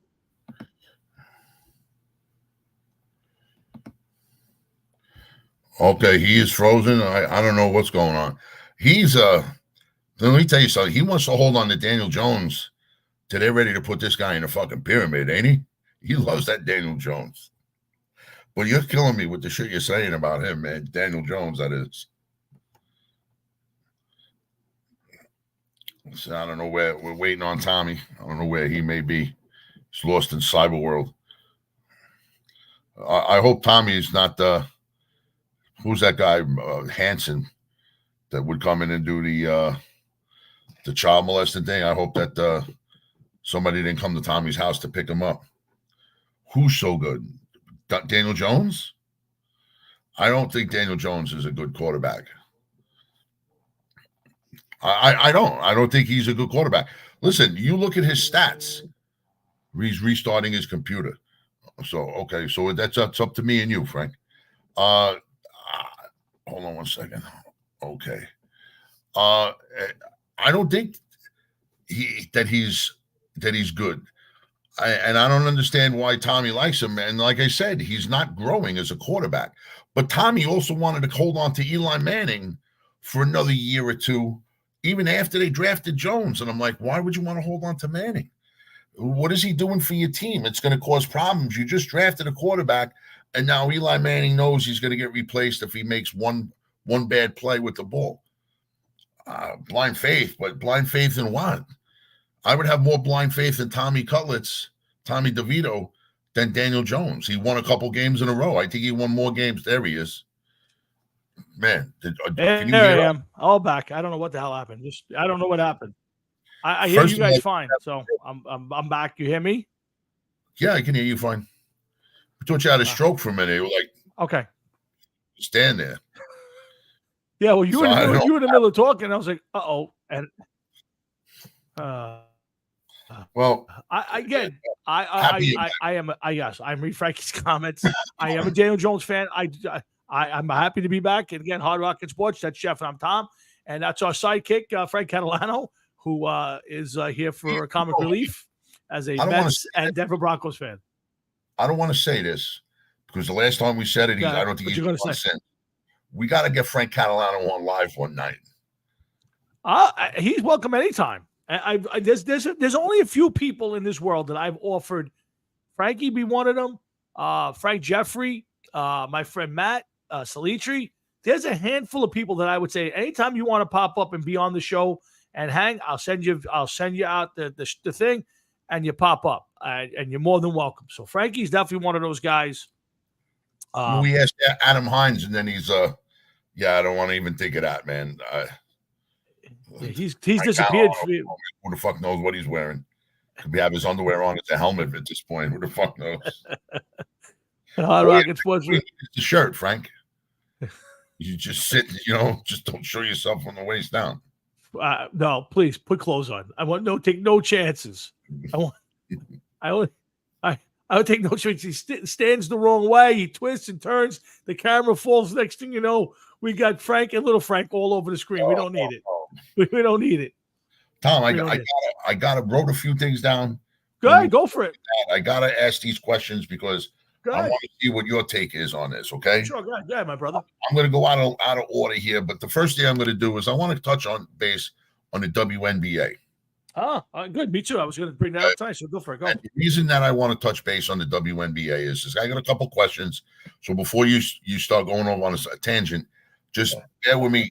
Answer these questions for me, please. Sure. Go ahead. Did this season just end a couple of weeks ago? It feels like it. Yeah, I don't know. It's kind of like, well, don't forget, you think about basketball ends in June. They come back in October. So I guess the WNBA is the same way. I don't know. But yes, it does feel like it's when they're back already. Yep. Okay. The WNBA has never gotten so much exposure until these two girls came out of college. Yep. In the same year. They jawed at one another in college, and I'm sure that the world is waiting for them to face off on on a what do you call it? On Playoffs. stage sooner or left. Yep. But the NBA has got to be at its height of popularity. And last night, my wife was watching something on TV, and they were doing a Olympic team. Yep. How is Brittany Griner, who spent almost a year and a half, 2 years in Russia in a gulag, on the All-Star team? Did she even have time enough to play? Yeah, it's a great question. That's been the big topic. One of the big topics this week on sports radio and in social media, how Caitlin Clark did not get picked, and Brittany Griner and some others. Now, I got to be honest. To confess, Jeff, I know a bunch of names. I don't know if there are 12 other people better than Caitlin Clark and in the WNBA. I have no idea. There could be 50 people who are better players than her. I don't know. So, they supposedly take the top 12 people that want to play, and they get the spot, and that's how they get picked. So I don't know why Brittany Griner. You're right. She didn't play for a while. I don't know how good she is. I've never seen even a video of her play. Yeah, I don't know. I don't know. It's just it's amazing how all of a sudden the WNBA has been shifted front and center for everybody. And when you start realizing the names of some of these teams, one team is called the Sky, another team is the Fever, the Liberty. You realize you're learning too much about the WNBA by accident, not because you're trying to follow them, by accident. Yeah, it's so true. And listen,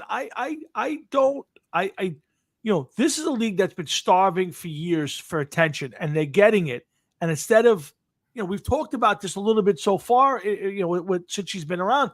This is a girl who, I don't know if she's the best player. She had the best college career. She was one of the best players in college basketball the last few years. And her team, I think, has won 1 or 2 games, Jeff. And they played against another shit team out in Washington or in Washington, D.C., and they normally get about 4,000 or 5,000, 6,000 people. They had to move to a different arena because they got 20,000 people to show up. Look at that, Frank's last question. I'm sorry. He's fucking retarded. He's lacing him up for the Fever now. That's it. You know what I mean? So with the Olympics, here's what I say. The U.S. women's basketball team is favored to win by a long shot the Olympic gold medal. So if you had 11 of the best WNBA players, if you had the WNBA dream team, and then took Caitlin Clark, kind of like the dream team in '92, and they brought Christian Laettner, who was the best college basketball player, and he barely played. But if you took her, at the very least, it's going to drag more eyeballs, more people are watching, more people are getting exposure to the women's game. To me, it's only a good thing. I don't know why you wouldn't take her as part of the team. Now, if you tell me she's not one of the 12 best players, then you got to live with it. Well, let me ask you something. What is part of her allure? What is part of her being famous? Is it for arguing and bickering with that girl, Angel Reese? No, she in college. Yeah, no, I mean, listen, there was a lot more of that is addressed to her than from her. She's just a really, she's the highlights I've seen. I've never watched her games. I watched a little bit of the college playoffs and all that. She passes the ball really well. She's got a great shot. She puts points on the board. All that stuff's good. She's a hell of a player, but is she light years better than everybody else? I don't know. I've never watched more than a minute or two or highlights of a WNBA game. Yeah. Well, yeah, but to me, it doesn't matter how great she is. She's not a scrub. The problem is she plays in a league that is, 90% black, 78 or 80% lesbian, and she's a white straight girl who is engaged to a man. And I think there's a lot of bias just for that reason. Honestly, that's what I think. See, right now, she's a straight white woman. Yes. Playing in this league. Yep. Next year, when she has half a shaved head, tattoos on the other side of the head, and she's been linked to some other girl or some other model, yeah, then we'll see where her game stays. But I mean, I had to ask that about the WNBA. Yeah, sure. But now I got a couple other questions. Go for it. I'm going to go to Elvis. Okay, and you follow how people were mad at Elvis years ago, and how whatever the consensus was about Elvis. Do you take Elvis seriously? as a rock and roll star, or do you look at him more as a performer? Oh, that's a great question, and I would say as a performer. I know he's the king of rock. I think it's kind of the starting point, like where it kind of jumped off from. He did it. He was different. The music got to be different. I don't take him as obviously as a musician. I don't. I think they had a great voice, but I think to your point, he was a phenomenal entertainer. He's a guy who went on stage and entertained people, and was a great singer. I don't think he ever wrote a song in his life. He didn't. The little guitar he played wasn't very good. wasn't much. The guy was just a great entertainer. But where that goes, I don't know. To me, I'm only going by me. Okay. To Yep. me, I don't think Elvis had to be a groundbreaking star, but he was. Yes. He was one of the first people, the face of rock and roll. I agree with you. To me, he's more of a performer because what was he? He was an actor. He sang in movies. So, he was lip syncing back then, years ago. He was performing. You didn't have to be a songwriter. Look at Elton John. Elton John didn't write half his songs. What that guy, Bernie Templeman or Torme, whatever his fucking name was. Yeah. A lot of his songs, probably all of them. When you think of that, you got to say to yourself, well, what did he do? Tom, I got to go take a squirt like right now. Man. I'll be right back. Go ahead. No, Hard Rock and Sports. That's Jeff and I'm Tom. We're right in the middle of our Elvis conversation. Jeff had to go and take care of business, so we'll hang away from him. And if you guys caught up the Mets over the weekend, I'll throw a little Mets in here. Bernie Tampa, that's true. Tampon. The London series. I still don't get that. I know you want to grow the game and all that. I don't understand. I don't get the thoughts of putting these games like the Giants playing in Germany and every year there's 4 or 5 games now in London. I don't know. Again, it's coming. A World Series or more likely a Super Bowl in a foreign land will happen one of these days, somewhere down the line. I just don't get it. The times are weird. It's just different. But again, there is some excitement from fans outside the country, and I don't know how the players feel about it. But it's just different. Pointing top, and there you go. Anyway, Yankees, tough loss today. I'm not a fan of Clay Holmes, but they're 49 and 20 something. They're 26 games, I think, over 500, playing great baseball. Aaron Rodgers is easily cementing himself. Aaron Judge is easily cementing himself as the best player in baseball. He's all around. I mean, I would have argued a couple years ago Mike Trout. Mike Trout's fallen off the face of the earth. I don't know what he's even accomplishing at this point. I bet you half the people don't even know where he's playing at this point. Soto's a great player, not a great outfielder, but a great hitter. A great hitter. This is a really good Yankee team. I still am not buying in at this point until they do it. I have this thought in my head that they'll get to the playoffs and just not hit good pitching. Now, they have all year. In the meantime, here's what I feel for the Mets. Don't buy into any sort of a run that they're going to make. They're not going to make a run. If I'm the Mets, you are going to try to get rid of. You want to get McNeil playing right and sell him off. You do not want to. You do not want to sign Alonso. You're stuck with Lindor. And then you start from there because this team will lull you into they'll win 4 or 5 games. They'll lose a couple of games. They'll win 5 or 6 games at some point. They'll lose a handful of games. They'll be barely near 500, but they'll be teetering on that last playoff spot. And I don't want Cohen to come off the plan. Do not sign Alonso long term. If you haven't seen it now, you've seen enough. You do not want to sign him for 10 years or 8 years. If he'll take a 4 or 5 year deal, I would think about it. All right, but anything more than that, I would not give Alonso. Let's get off the Met topic. Let's get back to Elvis and Jeff topics. Yeah, Jeff, you were in the middle of your Elvis. Well, I think Elvis should be given some credit because at that time, rock and roll was going from radio to TV and movies. Most of his early albums seem to have been movie soundtracks of some kind. Well, there was a lot of them, sure, absolutely. So I mean, I have to say that, yeah, I don't understand why people would dislike him, but I could definitely see how people would think of him as an entertainer, not so much as a rock and roll star. Yeah, I think His music was early rock and roll, but I wouldn't credit him for the rock and roll movement. yeah, I don't. Well, let's put it this way then. So it's an interesting topic. So if you don't mind, can we just expand on this for a minute? So, would you say that Elvis was the birth of rock and roll? That if he was, I would say that he was there for the birth of rock and roll. He helped expand. so who building who who do we give the credit for exploding rock and roll? Is it the Beatles?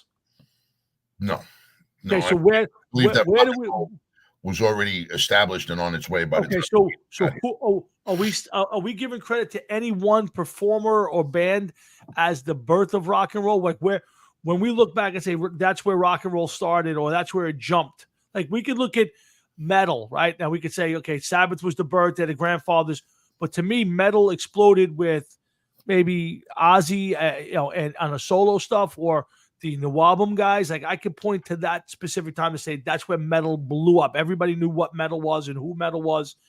Can you pinpoint a performer, an era, or a band where you'd say, okay, that's where rock and roll got its jump? I believe that sometime in the 50s, man. Little Richard, Chuck Berry, Bill Haley and the Comets. They were a lot different than the other 50s music, the doo-wop music that was coming out at the time. Right. Richie Valens, Buddy Holly was all early rock and roll. There was the birth of rock and roll to me. Okay. Oh, I mean, every band took a little bit and added a little bit to it. You got to remember, come the 60s, here comes the Stones, the Beatles, the Who, the Kinks, late 60s, Led Zeppelin, Black Sabbath, Jethro Tull. A lot of bands came out in the 60s. While all of the seeds were planted in the 50s, it was almost like more and more shit came out throughout the 60s. You listen to some songs like Painted Black from the Stones. That's a pretty heavy song for its time. Yeah. Some of the Beatles songs that came out in the early 60s, mid to early 60s, or early to mid 60s. Yep. I'm not going to say they were metal, but listen to fucking Helter Skelter from the Beatles. That's a pretty heavy song for its time. Sure. And, while Elvis's music is not rock and roll in that fashion, but you can compare it to the early Beatles stuff. Sure. It had that same feel, that same corny kind of rock and roll feel, to me, at least. No, I get what you're saying. I just think that it evolved from there. I just think that Elvis helped evolve it along. I would call Elvis a stepping stone. Yeah, I think he shined the light on it that wasn't that might have been there, maybe was out there already, but he kind of shined the light on it by, the controversy. Think about it. It's the controversy that shined the light on it. If his hips never moved, you probably wouldn't have had the impact that just based on his singing. It was all the stuff that he was doing on stage and that was different than everybody else. So I think that shined the light, good or bad, on what we call now rock and roll, and then it evolved from there, like you said, with all those bands in the 50s through the Beatles, and then obviously the British Invasion. Yeah, there's one band that I don't know. Oh, man, I got an ingrown toenail and I just hit it on something under my desk. Yeah, not a good thing, right? Oh, no. So I'm going to give you one band that when I tell you the name, you may never have heard it, or I'm sure you've heard of them, but I'm going to tell you some of the people that were in that band that helped further music along. Okay, and that was the Yardbirds. Okay. You got to think, you had Jeff Beck in there at one time. You had Jimmy Page in there at one time. I believe that Eric Clapton had something to do with the Yardbirds. So, those are three big-time British guitar players that didn't even hit their stride, and they were starting off with the Yardbirds. Right. And I believe that Beck and Page were in the Yardbirds at the same time. Yeah, so I'll just give it to you. So Clapton was in the Yardbirds from 63 to 65. Beck came in from 65 and 66, and Jimmy Page was in there 66 to 68. I don't know too many of the other guys that were in there. I'm just looking for the. So they each replaced one another. It kind of looks like that. So Eric Clapton must have went from the Yardbirds to Cream, I guess. I think so. Yeah, and actually, they're still current members of the Yardbirds. Oh yeah, Jim there's a couple. I think one is dead. Kenny Aronson is a member 2015 to present. Jim McCarthy was in 92 to present. Obviously, there's no original members. I'm just trying to see if there's a time frame, if they overlap. There's a whole Wikipedia page on it. It's a little too long to kind of dig through. I'd have to do some, yeah, it doesn't. Just check real quick. History. So the band formed in Southwest London, 63. Drea McCarty and Toppin. It's not giving me the original lead guitarist. Toppin left, was replaced by Clapton. Okay, so that's when Clapton came in 63. Let's see. Beck line of Beck, Exploration, Fuzztone, Reverb, Hammer-On, so. Yeah, again, they weren't. I don't think anyone was there together. I think they all kind of replaced each other. So I'm sorry. Go ahead. No, it's just that alone is pretty incredible. Yeah, it came out of that band. Sure, no, you're talking about, yeah, for sure. So some of the founding fathers of metal from the, not metal, but rock and hard rock from the 60s, man. Yeah. What band did he Kenny Aaron? Yeah. What, I don't know. I'm missing Frank. Where did he come from, Frank? Let me tell you. I'm looking him up right now. Kenny Aronson is an American bass player. He has recorded and performed with several notable artists such as Dylan, Derringer, Billy Idol, Joan Jett and the Blackhawks, Foghat, Sammy Hagar, Billy Squire, New York Dolls, and Hall & Oates, and has been the bass player for the Yardbirds since 2015. Yeah, but whoever this is a drummer. No. That's he started playing drums at the age of 11. So right now he's listed currently. Hold on, let me go back to the Yardbirds. I think he's listed as the drummer right now, but according to his Wikipedia page, he's the bass player. He's the bass player. Kenny Aronson is the bass player. The drummer for the Yardbirds currently is Jim McCarty. He's the drummer. All right. Okay. Yeah, he's thinking of the guy that we had, Kenny. Who's the guy we interviewed? He did the show with us that time. Kenny Arnoff. Kenny Arnoff. So Joey is good friends with him. Yeah, Kenny Arnoff. He was the drummer for. Yep, that's the guy. He was the drummer for John Cougar. A couple different people. Yeah, a bunch of different. Several different bands. Nice guy. He co-hosted the show with us one night. Remember? For an hour. Yeah. I think it's easy to say the birth of rock and roll started with Elvis, and I think that's when history rewrites it again, because history will rewrite itself. That Elvis will be the guy who is thought of as the guy who started rock and roll, right or wrong or indifferent.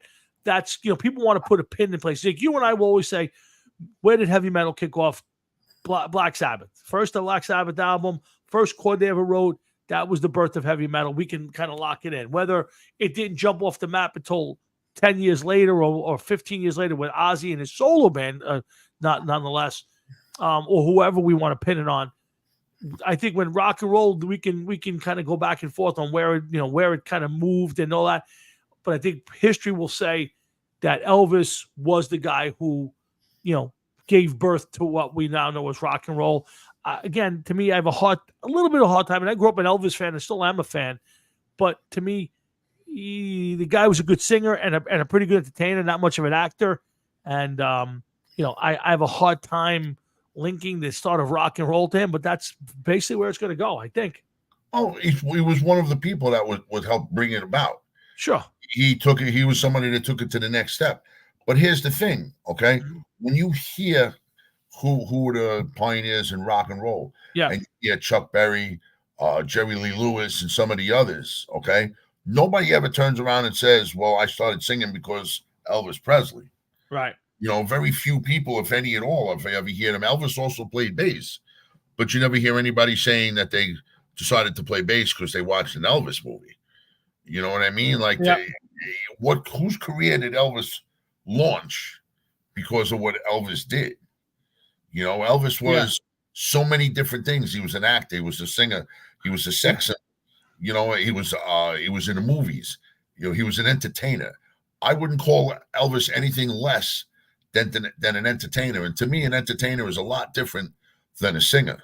Agreed. You know, and then even then, a frontman to me is different than an entertainer and a singer. Yeah.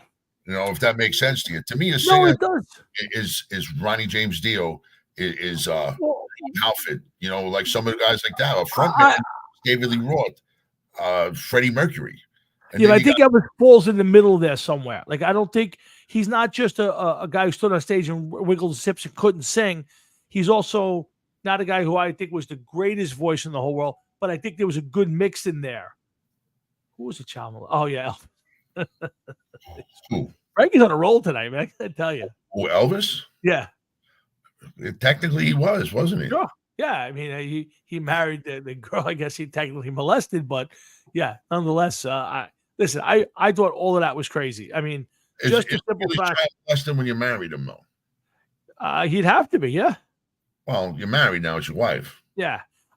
To me, that's all weird. You know, his father was a colonel or a captain in the army. And Yeah. you let this happen. And you let him you let this grown man take this 14 or 15-year-old girl out of Germany or wherever she was living and let her live with you under the guise that you weren't going to have sex with. I mean, today, do you think about the craziness of that whole thing today? That I can't imagine that they wouldn't have had him in jail, and you know he'd be whatever. What's that guy? Not Roy Kelly. What the hell is his name? R. Kelly. He'd be R. Kelly. Yeah, you know, it is unbelievable that he promised he wouldn't have sex with her, but you know what? It was the 50s. Yeah. And God knows he must have been getting enough tang to last a Yeah. lifetime back then. So it's like, why would you take this girl on and say that you're not going to have sex with her? It makes don't understand that at all. zero. Yeah, none of that ever. Like it gets so I mean, everybody makes a big deal. And Jerry Lee Lewis lost his career because he married his like 12 or 13-year-old cousin or something crazy. Yeah. And he basically imploded. Elvis, on the other hand, had got no guff, no ramifications from that whole situation. It's crazy. I guess I mean, look, it's the Michael Jackson thing. I mean, everybody said Michael Jackson was probably molesting kids, and yet thousands of people went to go see him in concert every year. Yes, but here's the thing. Go ahead. One thing that I do know, when Elvis Presley went into the service, I believe it was during the Korean War, right? Do you know about that? I think it was after the Korea. He was 58. I think it was kind of after all the wars were over. I think he went in at 58. I think the Korean War was like 51 to 54. One of the things I remember about him going in, or what I've heard about, is just they said to him that they wouldn't shave his head. Right. And he turned around and said, no, I'm here. You got to do it. It's only right. Everybody else getting it done. I got to get it done. Yeah. And they also wanted to give him like a job as a singer. And he said, no. I want to go in a regular army. And he drove a tank. He was a tank. He was a tank driver. A sergeant or a corporal or something in the army. He came out. I think he came out a corporal, but it could be sergeant. But yeah, that's where he also got hooked on drugs in there. Elvis? Yeah, because he was doing guard duty. He was, and he was popping pills to stay awake during guard duty. Well, Jesus. Yes, that is a fact. And then he just must have taken that as a hobby. And that was his hobby. He went home when he couldn't sleep or he wanted to stay awake, and he got used to the pills, and then that grew and grew and grew. And so, yeah, but that's pretty much the fact that TVs while he was taking a shit in the bathroom. You're right. So, yeah, but he was offered the opportunity to basically go sit in the USO and sing songs, and he said, no, I'm going to be in the regular army for 2 years, and I want to do it. And he was doing guard duty, and he was doing and then I think when he left, I think he was a corporal in a tank unit. He drove a tank. I guess if I thought I'd go to the army and not get killed, I would have signed up for tank duty. Yeah, I mean, be in a tank, that's fine. I don't know. Yeah, let's Yeah, put it- no, listen, I give the guy credit. At least a lot of guys go into that, and they went to play. A lot of the baseball players went to World War II, and they were playing baseball the whole time, going base to base playing baseball, which every bit helps. But it's a little different when you get a guy like that who says, "All right, screw it." Phil Rizzuto didn't play for a couple years due to his obligation to his country. Ted Williams didn't play for a couple years. Ted Williams was a decorated fighter pilot in two wars. I believe Joe DiMaggio gave up some playing time too. But it's Yogi Berra. A lot of the players back then. I don't know about Yogi. Yogi was in the Navy. He was in the Navy For World War II? Yep. Yogi was a Navy veteran, World War II. Really? And he gave up time in the MLB? I'll say I don't know if Yogi was. Yeah, Yogi was a major leaguer. I can look it up if you want, but I'm pretty sure. I got to say now. Yogi Berra, Navy. Yogi, Yogi served. During World War II, Yogi Berra served in the Navy as a machine gunner, participating in D-Day in the D-Day invasion. Well, let me see. I got his stats up here. Yeah. Right. So I don't know if they're gonna. What the fuck is this? So Yogi, let's see. He played 46, 47, 8, 9, 50. He didn't lose any time to being in the service. He might have been in the service before his career started because his first year at 21 in the major leagues was 1946. Okay, so he got out of the Army and then became So there's a guy who probably at 18 or 19 years old was in the minor leagues and went to war, but he was a gunner. In D-Day, here's a guy 80 years ago was standing in the middle of that shooting people. Did you ever look at his stats? Yogi? Yeah. Not recently, but I know I have. Why? Well, I'm just looking at his stat. I'm going to give you home runs from between 1947 to 1961. Okay. 11, 14, 20, 28, 27, 30, 27, 22, 27, 30, 24, 22, 19, 15, 22 was the home runs that he hit in his career. I never knew that he was such a, I'm not going to say a power hitter because he obviously was not a power hitter, but I didn't think that he was hitting for that kind of power in his time in the major leagues for that long a period of time. Yeah, he had 358 homers. He was a 3-time MVP. I knew he was a great player. Don't get me wrong. Yeah. And here's something else. I got to ask. I know there's certain people I can't bring this question in front of because they will fucking go ballistic. Yes. But greatest catcher, Yogi or Johnny Bench? It's a great question. And I know that there's a friend of ours who, if he's listening now, will have three hats. I would tell you it's Yogi. To me, you look at his stats in his era, the teams he played on, he won 3 MVPs playing in the same time as DiMaggio, Mantle, and all of those guys. To me, guy's got 10 World Series rings. He's got 10. Who's got 10? No, not many people. Yeah. I mean, you can say anything you want. I mean, it ain't, the guy played for 19 years. Here's a guy as a catcher, 285. Let's see. He struck out 414 times as compared to 704 walks. So here's a guy, who walked way more than he struck out. 358 homers, 1,400 RBIs. How many hits did Yogi have? Only 2,100 hits, which doesn't sound like a lot to me. Do me a favor. Sure. You have his stats up? Right in front of me.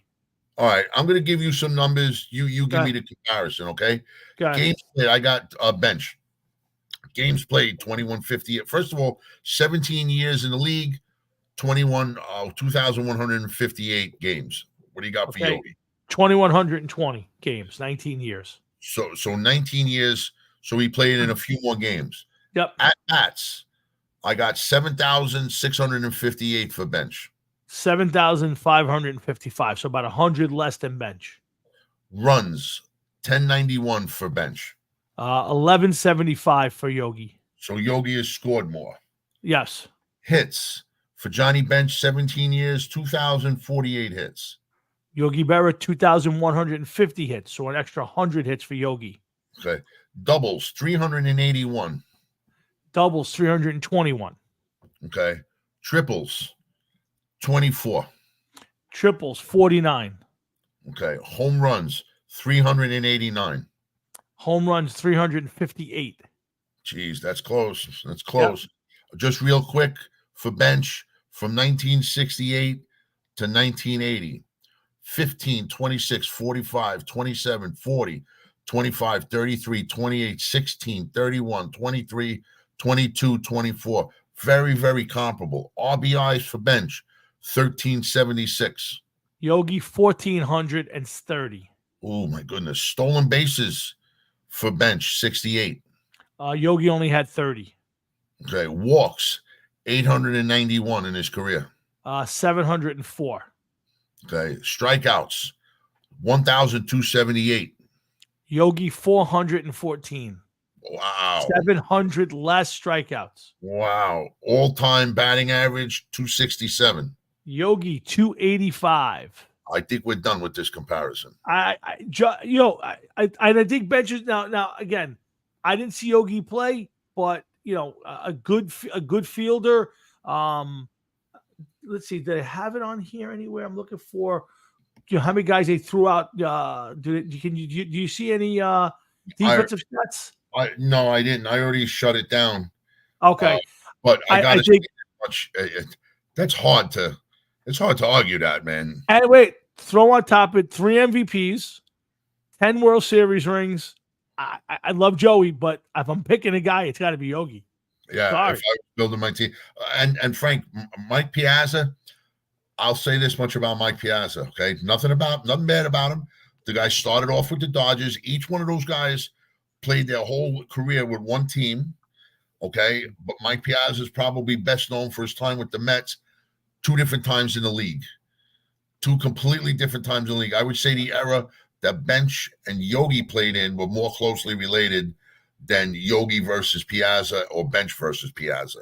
You want to go stats? Because I'll give you stats. Mike Piazza, 16 years, 1,048 hits, less runs, less than Yogi. Who do you want to compare this to? Compared to Yogi, if you want to say Piazza was the best, and right now we've already moved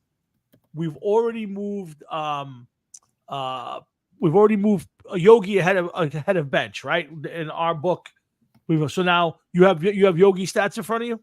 Wait a minute, let me see something. Yeah, when we said at bats, you said he had 7,555, right? Yeah, for Yogi. Okay, all right, yeah, I got it. Let's do this. Okay, so I got Piazza 7,745 at bats. So couple hundred more. Hits for Yogi, 2,150. Hits for Piazza, 2,127 in less at bats. Okay. Home runs, 358 for Yogi. 344 for Piazza. Very close. No, sorry. 427. Sorry, that was doubles 344. Right, so we got more. Batting average, 285. Piazza's 308. Okay. Runs, 1,175. 1,048. RBI 1,430 for Berra. Now this is RBIs. Hold on, is 1,335 RBIs. 30 stolen bases in his career. 17. 17. That's it. That's it. 17. Got caught stealing 20 times. So he wasn't a threat to run. We'll put it that way. And go for the strikeouts. Strikeout.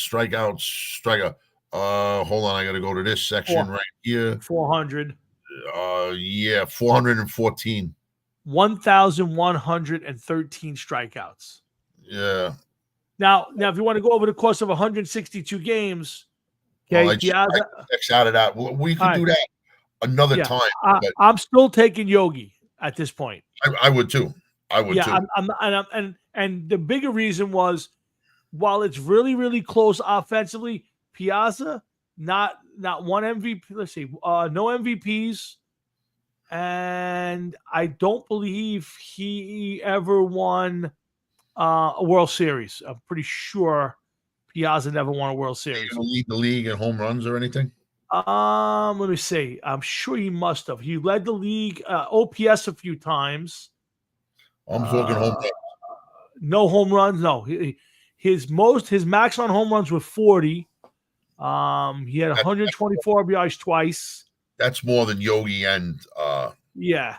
then too. But no, he never led the league in any offensive category. Never. Other than OPS.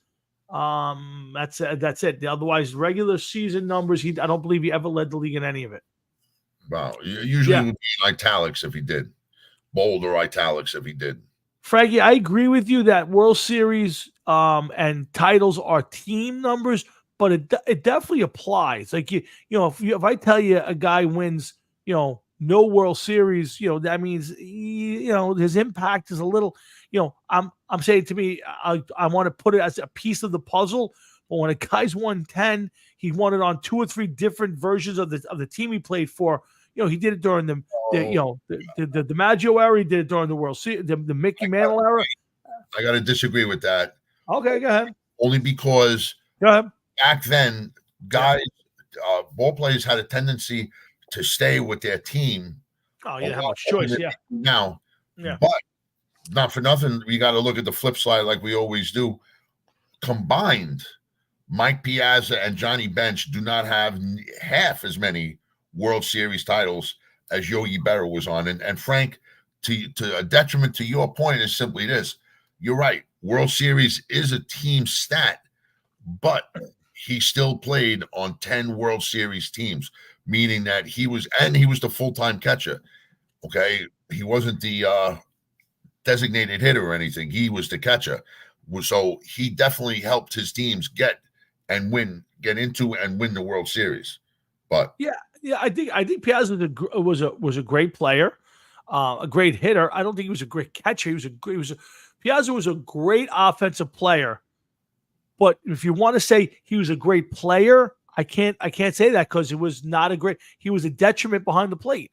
Yogi wasn't. Bench certainly wasn't. Bench was probably one of the best all-around catchers of all time. So was Yogi Berra. Yogi Berra, if he played anything else other than catcher, it was definitely later on in his career. Yeah, I think it's 60 or 50 or 60, he started playing some left field. In fact, he was in left field when Mazeroski hit the home run. It's, the famous picture of Yogi running backwards and then going to one knee when he realized the ball was over his head. So, yeah, but to me, if I'm picking a catcher to start, and I know somewhere Joey Gaddis is flopping around on the floor right now, I'm taking Yogi Berra. Let me ask this question, and Frank, answer honestly. You have 3 choices to pick as a catcher. You're starting a team. The 3 catchers that you're looking at to draft are Johnny Bench, Mike Piazza, and Yogi Berra. Okay, who are you taking as your starting catcher? Yeah, knowing what you know right now. I got to say, I would go with Yogi. I all their got numbers you. are comparable, except for runs. Yeah, all their numbers are comparable, but I would go with Yogi. Yeah, because again, you got to weigh the whole thing out. Everything matters. The World Series is not the first thing you think of because, yep, you're right, Josh Gibson. But to me, if you're going to do that, then it's a piece of the puzzle. I don't believe in all stars and all that kind of shit. But to me, you being a winner matters. I mean, Derek Jeter built a whole career on winning 5 World Series. I mean, the guy just won all the time, and that's part of his legacy. And I think that could be part of your legacy. Derek Jeter? Yes. Derek Jeter won 5 World Series in a time where teams don't go to the World Series with the same players on it for 5 years in a row. Correct. Look, the last time that the Pittsburgh Pirates went to the World Series was 79 or 80. And I'm not saying they're going to the World Series, but I was reading an article today, and it was about the Pittsburgh Pirates, and they're like, if the Pittsburgh Pirates somehow made it into the World Series and were to play a 5-game series, who would want to face them with the rotation that they have right now, with the 3 guys that they have right now? That they have 3 of the best young pitchers or 3 of the best pitchers in the league right now that are up and coming. So imagine giving these guys another year or two. The Pittsburgh Pirates may be one of the best, if not the best team in the National League, or maybe all of baseball. Yeah, listen, and listen. It's hard to pick between the three. I think to me, you can split hairs on Yogi and Bench and not lose. I would not put Piazza in their world. I just wouldn't. To me, Piazza is not good enough as a catcher to be in that world. Is he the best hitting catcher of all time? It's possible. He's got a bit of better average. He hits more home runs, struck out more. But I wouldn't argue if you want to have but if I want to pick an all around catcher, I think to Jeff's point, I'm taking Yogi, and then and right behind I'm taking Bench, then I'm taking Piazza. That's the way. You know what? That's the way I see it. Frankie's been here all night. Yeah. So I'm gonna give you guys every week. We try to come up with a little bit of something, okay? Sure. And what would be considered modern time baseball from like back in the 20s, the age of World Series. Come up with your top team, who you would want. You're drafting a team. You have every player that's ever played Major League Baseball. So come up with a starting pitcher, a relief pitcher, and a starting 9. Okay, for our intensive purposes, let's make it a designated hitter. Okay. All right, designated hitter has to be separate. Now, could it be a guy who really wasn't a designated hitter, and we're going to make him the designated? Like, say, Mike Piazza would be my designated hitter. You're drafting a team, so if you said you wanted Chris Chambliss to be your designated hitter, you could have Chris Chambliss as your designated hitter. Okay. All right. So it doesn't have to be a guy like Paul Molitor or Edgar Martinez who really were just a designated hitters. It could be any player just to fill out the roster, and he'd be my designated hitter. Got it. Yeah. He is the spot that you have to fill. Frank, you got that? We want you in on this too. We want to see who you're going to pick. Anybody who's played in the World Series era. Pick your so team. you're talking like the 1916s on. No. It's from back in. You want Cy Young? You got him. Okay, all right, that's fine. That's fair. I'm gonna try. I'm looking forward to this one because this can go 100 ways. So this is good. I'm gonna wait. I'm looking forward to seeing this. Yeah, I'm curious. I'm curious. There's a lot of. I bet you there's a lot of crossover. I bet you there's got to be at least out of, let's say there's 9, 10, 11, 12, 13, 14 guys being picked. I bet you we have at least 6 that wind up on all 3 lists. I'm sure. But I'm going to go on one too, and I'm going to go out on a limb with this one. I'm going to say there's going to be certain people and players and eras where you're not going to see many people come from. That's really interesting. I'm talking like in the very beginnings with Cy Young, and pitchers like that. We didn't get to see them play. Yep. You know only of them through stats and everything else. Mm-hmm. So you just don't know. Well, I don't know who the fuck. Jeff McNeil. Who the fuck is it? He's the current Mets second baseman they can't wait to get rid of because he just sucks, and they signed him to it. Well, listen, you want to take that pick on the heartstrings? That's up to you, man. No, I'm interested. Yeah, I'm curious to see how many guys get picked who are, let's call them homers. Like you pick a guy just because he's part of your team. But this ought to be good. I kind of have an idea where you're going. I have no idea where Frankie's going, so I'm really interested. And then I know there's a couple spots where I know where you're going to go, and there's a bunch I'm going. I have no idea who he's going to pick. Me? So, you. There's a couple of spots that I'm not have any clue. Pitchers, shortstops, third base, and that kind of stuff that I would go. Can't wait to see who Jeff's going to pick for that spot. Well, listen, I think it should be one lefty starter, one righty starter, one relief pitcher, DH, and then fill in the positions. That's fine. You want to go lefty, righty, relief, one relief, DH, and one DH, and then 9. Oh, but no, 8. 8, starting 8. Yes, starting 8. Yeah, that's fine. I'm in on that. That's fine. So next Thursday night, you can all tune in. And listen, guys, we always say this. I'm looking forward to this now, man. Yeah. If you guys out there want to submit your own, you can put it right up on here. No, 2 starters: a right-handed pitcher, left-handed pitcher, a relief pitcher, yep, and a designated hitter, and then 8 position players. 3 Yep. outfield, 4 infield, and a catcher.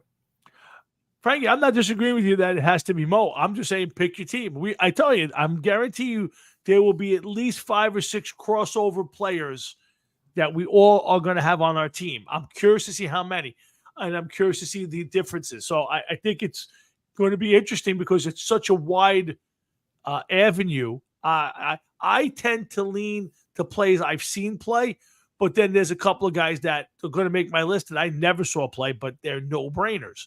So I think this is going to be an interesting list to see, does a guy like Jeff take more guys back in the day, where maybe Frankie's taking more modern players or I'm taking more modern players and Frankie's kind of got a mix. I'm just looking forward. This is going to be a good one next week. So I looking can forward tell to you that right one. now, if I could ever, Yep. right? I'm thinking of my picks now. Of course, I'm thinking picks already.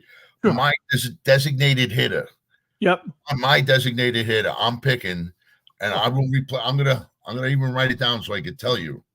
All right. So next week when we're here, I'm just gonna put down YDH. Okay, with question marks.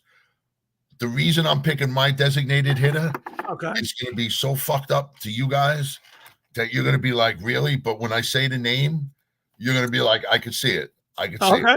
That's all I'm gonna say, man. All right. So next Thursday, if you guys want to submit it, you can always send it to me in an email or you can put it up on here. We're always interested to see what people would think. But this is wide open. Jeff's going way back to the 1900s to date. If we want your top 8, two starters, 1 righty, 1 lefty, 1 reliever, and 1 DH to fill up your spot where you were picking. So I could probably sit here right now. Yep. And just start rattling off 25 to plus outfielders who I would want to take. Absolutely. The question's going to be, how do you nail it down to that? Oh my God. Group? It's going to be tough. How? Well, think about it. If you would have said make it the 80s or make it 70s and 80s, you tighten it up. But when you go that far back, the possibilities are endless. So it's a matter of, how you build your team, and it's tough for me. I pitch in 2 pitchers out of all of that. Boy, it's going to be tough to come up with 2 pitchers. And the range of first baseman and shortstops and second baseman that you get to pick from. This is going to be fun. Again, I'm curious to see how many players we all cross over with. So should be interesting. I'm thinking of my pitchers, right? I don't want to say names. Of course, I don't want to say names, but I also don't want to say why I'm thinking of the people I'm picking. Oh, I'm gonna give you a word. I'm gonna give you 1 word, and this may be bad, but I'm gonna give you 1 word: intimidation. Okay. When I'm thinking pitcher, I'm thinking intimidation, total intimidation. Somebody that's throwing fucking BBs, man. Just. Oh my God! I can't wait. For Thursday. I hope it ain't a long week because I can't wait. Well, it's 7 days, so we'll see. We'll definitely be here for the show, and we'll do this. Probably around 8 o'clock. We'll do a regular show. We'll do all our stuff, and then about 8 o'clock. Tell your dad. Tell your dad too. Oh, you know what? I will. I will ask my dad to write it down, and when he comes on, I'll have him give us his picks for a top team. I can guarantee where my dad's going with. I could probably pick his team, but I will definitely ask him for that. There's not going to be a guy on your father's team that was born before 1900. Yeah, Mickey Mantle. Yeah, my picture was Mickey Mantle because my father will tell you. You bring up basketball, he's going right to Pistol Pete Maravich. You bring up football, he's going to Jim Brown. I mean, it just.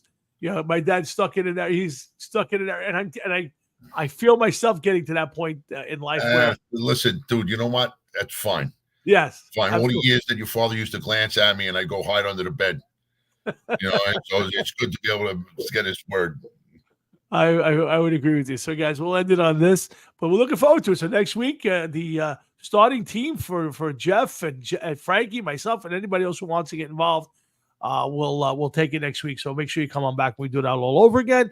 And now, one other thing I want to add towards this. Go ahead. Okay, Frank, listen to good. Okay, I'm not a big baseball guy, but if I was a baseball guy, I remember watching the '78 Yankees. and that would have been one of my favorite teams. So the team that you're building, regardless of who's on it and whatever it says, doesn't matter. I want you to pick whatever your favorite team is or was, and how your team would fare against your favorite team. Okay, You so understand what I'm saying? So me as a Yankee fan, how would my team that I'm building fare against the Yankees? Say, what's the last year the Yankees won the World Series? 2011? 2009. All right. So let's say that the 2009 Yankees was your favorite team. For Okay. Frankie, maybe the 86 Mets. I don't know. Gotcha. The team that you're making, how would they fare against your favorite team? Wow, that's interesting. Yeah, I would think the team that we're going to build will be heavily laden with Hall of Famers. So that'd be a tough one. But but not necessarily. Because I can think of a couple guys that might make my team that aren't Hall of Famers. It should have been. All right, so this is intriguing. It's going to be a lot of fun. It's going to be back and forth on some of the plays that cross over and the arguments. The conversations on why I took my first baseman versus Jeff's first baseman versus Frankie's first baseman. It's going to be a lot of fun. Yeah. Oh my God! That's why I love Frank. This is why I love him. I have to say, I'm watching the hockey game. No score. Edmonton, Florida, game 3, down 2-0. Florida's up 2-0 in Edmonton. It's Florida's got 2-0 against Yep. Edmonton. Yep. I'm rooting for Edmonton. I'm hoping that Edmonton pulls it out. Me too. Do you realize that no Canadian team has won the Stanley Cup in over 30 years? It's 1993. Yeah, I did not realize that. Montreal Canadiens were the last team. Yeah, and I will say this: the Edmonton Oilers have, I think, the second best jersey in hockey. I love their jerseys. The only one better to me is the Chicago Blackhawks. I love the Blackhawks, especially the white home one. But even the other one is the dark one is fine too. But Edmonton, I love their uniforms. Absolutely love their uniforms. Hockey has a lot of great looking uniforms, and I haven't watched hockey in a long time, but I like the Red Wings. It's a classic. Oh, it's a classic. Yeah. Chicago. I like the Calgary Flames. Oh, that's interesting. Okay, that's an interesting one. I wouldn't have thought of. Well, just the colors. I like the red, the big C with the flame. Did you know? And I think I've told you this before. So, Frankie, I don't know if you know this. The Calgary Flames, who were once known as the Atlanta Flames, yes, were the only sports franchise ever named after a horrific event. They were named after the fires in Atlanta back in the 1800s. Yeah, and of a disaster. Yeah. The hurricanes are named after a storm. Yes, a specific storm. The Atlanta Flames were named after a specific fire in Atlanta. Yes. Wow. Yeah, that's. I used to know so much shit about hockey. It was unbelievable. The stuff I forgot, people will never know that call themselves big fans. Yeah, I have to tell you that's a very interesting one. But yeah, I don't like a lot of these newfangled jerseys that they have out now. I'm looking at Florida's is horrendous. What's a Canuck? Yeah, that's okay. What's a Canuck? The Seattle Kraken. I think that's a good one. I like the name. Yeah, it's different. Jersey, yeah. The Mighty Ducks of Anaheim. Yeah. Called now. I used to like their jersey. I like the Kings. I used to like the Kings old, the purple and yellow, but I like the black and silver was better. And what about the Columbus Blue Jackets? What's a blue jacket? I always thought it was some sort of bird, but I'm not. I'm honestly not sure. That's the name of the sport. I love Frankie. He's the best. Yeah, it's amazing. He found somebody else to get on their nerves. Yeah, but I love it. He gets to you. I love that. That's actually funny. That's actually funny.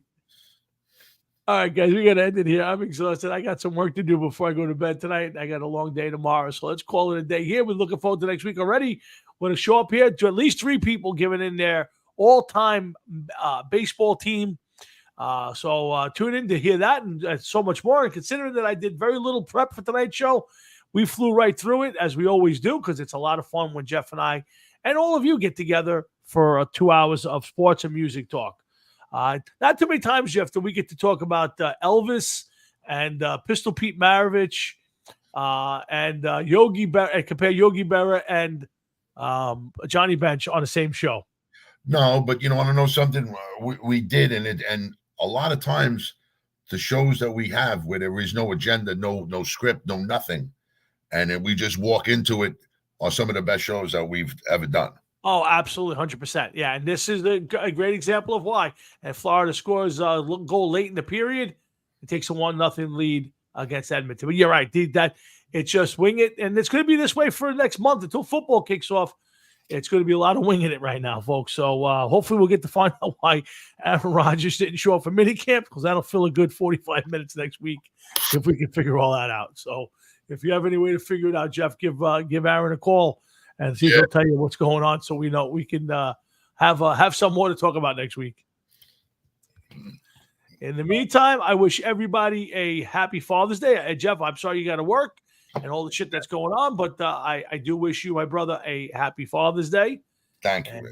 And I hope your dad and everybody else, your brother and everybody else in your family, a big happy Father's Day. Thank you, and happy Father's Day to everybody out there. I hope you get everything you asked for and then some, and enjoy your weekend. But we got to end it right here. So for Jeff and myself, I say thank you, guys. Have a great night, a great rest of your week, a great weekend, and a great week. And we'll see you back here next Thursday night for all the festivities. So for Jeff and myself and everybody at Hard Rocket Sports, have a good night, and we'll see you next week. Hefe, I'll talk to you definitely off the air. You got it, man. All right, my man. Have a great night. Later. Later.